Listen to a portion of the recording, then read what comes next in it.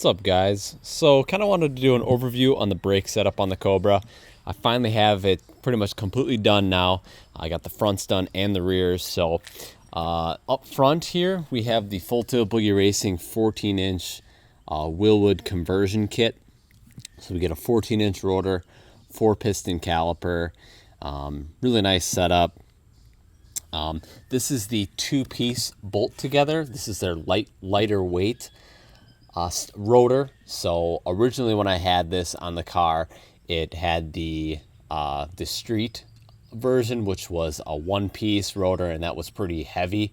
So ended up, we were just kind of testing that out, and now we have the lightweight setup. So it's nice having a lighter setup up front for brakes. But yeah, so that's the front, and then we'll show you the rear here. So the rear is their 13-inch kit. So the 13-inch kit upgrades just the rear rotor to a bolt together lightweight. So you have the hat and then the rotor, so it's a lot lighter. And then I did upgrade to the red calipers on there, just to kind of match the front calipers and the rest of the car. So that's the rear setup. So originally I had the front setup done, and then I upgraded to the rear, and that kind of really balances the car a little bit more. With just the fronts done, it's fine for sure, but this having the rears combined really makes the makes the braking more balanced with the front and rear. So but yeah, so that's the rear setup. So got that finally done, which is awesome.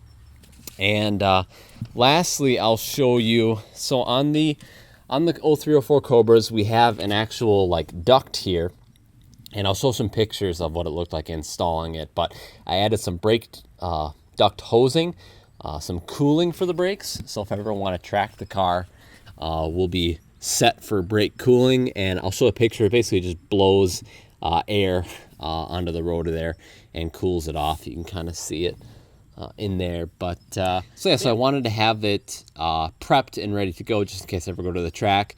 Plus I think it looks really cool, and it actually makes that hole in here actually functional. So I kind of like having that. The only downside to that for having that on the street is you do get a lot of just more debris inside the wheel here, and every once in a while you can hear something getting in between the rotor and the pad, and usually it just goes away once you hit the brakes. But that's just something to consider, is sometimes you would get little, like, you know, just debris in the brake area, and it makes your brakes a little bit dirtier, or it makes your wheel a little bit dirtier, because obviously you're getting whatever sucking in the front and then getting back here. But to me, it doesn't really bother me at all, and it's functional and keeps the brakes nice and cool. Not that we'll ever get the brakes hot enough on the street, but definitely keeps it cooler than if I didn't have them. So yeah, that's pretty much it. So now the brake setup on the car is done. So happy that I upgraded the brakes on the car. It makes it drive more like a sports car now versus before.